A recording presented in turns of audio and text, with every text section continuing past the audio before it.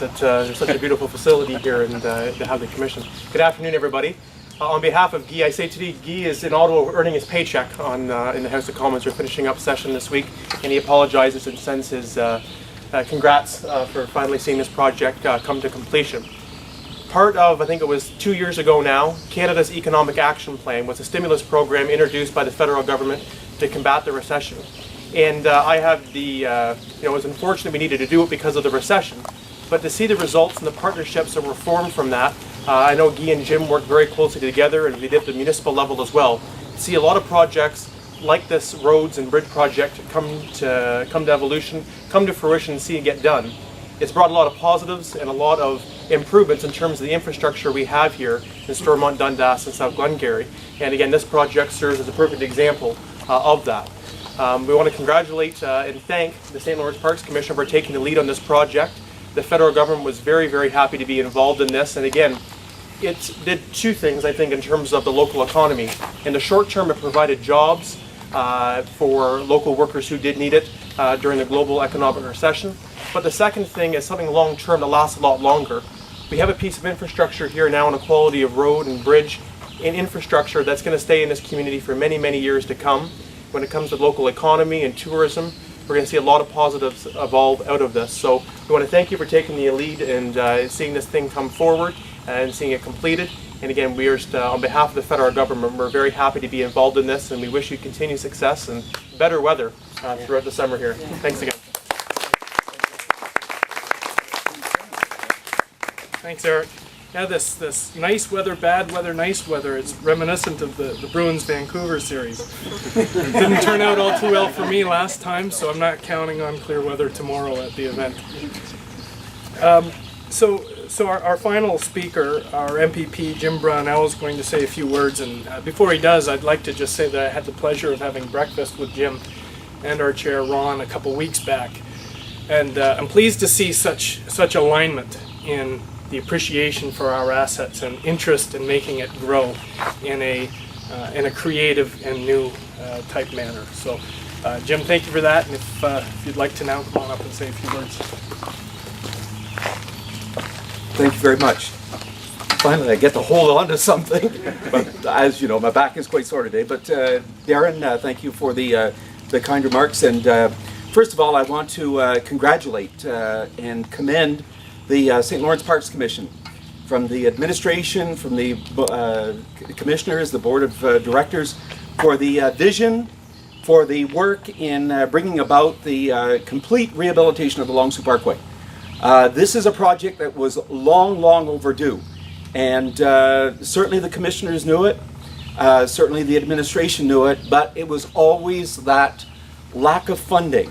And I'm so happy that the St. Lawrence Parks Commission was at the right place at the right time to obviously take advantage of the work that the federal and provincial government were doing in bringing stimulus to our province and to our country.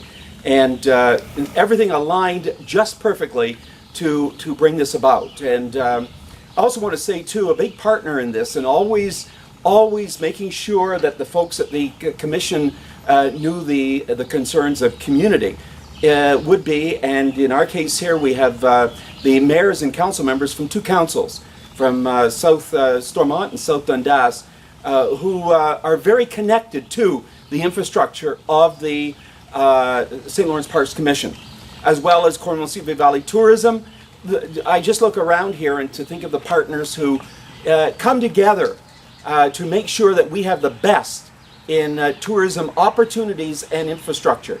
And to put the money into the Sault Parkway was absolutely the right place to put it.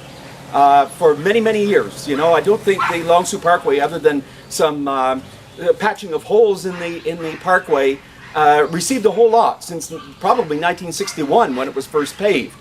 But as I say, it was long overdue. People kept telling me, in fact, I remember when we launched the project for this, I remember the priest at my church. In fact, I had a chance to mention him last night, that the parkway officially opens tomorrow with the ribbon cutting, and he was all excited about that. He's the priest back in Maxville now, but he was here, and every Sunday he would be after me about the Long Sault Parkway because he was a bicyclist. And, you know, going through there on a bicycle was not very comfortable on the derriere.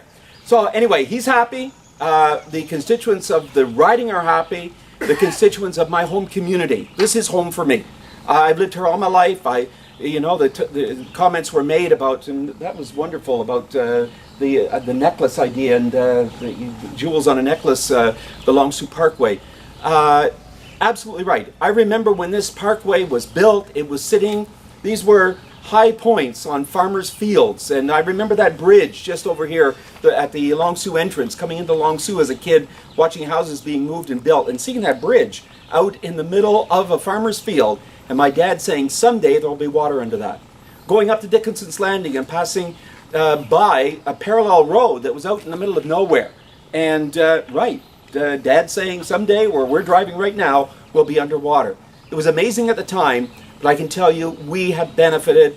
We can now boast and be very happy with, as we have since that time, the Long Sault Parkway, a scenic area that some of us take for granted. We do. I probably take it for granted too. But it's really when you're with tourists, and I had an opportunity just last week to bring the first busload of tourists. I do step-ons, as some of you know, and I had a step-on bus that I took through, had them for 4 hours and took them all over the place, and they had a very comfortable ride. And I said we would be opening this, and they said be sure to tell them thank you from the bus folks. So this is a great day. We have a lot to celebrate. We have this to celebrate. Saturday we're going to be celebrating the 50th anniversary of Upper Canada Village.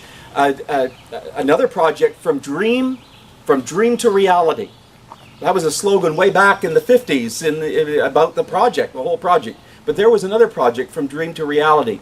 And then the bicentennial of the War of 1812, and especially Chrysler's Farm in 2013. We have a lot to be thankful for. We have a lot to get excited about with the new Discovery Center opening. And I hope that all of you go out and spread the news about our regenerated assets here, our vastly improved assets that we can all be thankful for, and I certainly am. And on behalf of the Minister of Tourism and Culture, the Honourable Michael Chen, I just want to say thank you for the great work that all of you standing here today in some way or another had a part to play, whether you were somebody pushing for the parkway to be rehabilitated, or at a council table pushing again for it to be rehabilitated, or on the Parks Commission, or in administration. And I can tell you, it was a wonderful opportunity just a couple of weeks ago to sit down with Darren and Ron to just talk about what we need here, what we are getting here, and what we can be thankful and proud of in the line of tourism. So to all of you, I say thank you, and may we continue to be very, very proud of our tourism assets in Stormont, Dundas, South Glengarry. Thank you.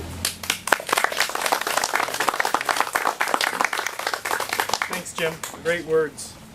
So, Susan, I guess we're gonna cut the ribbon. We got 4 scissors here.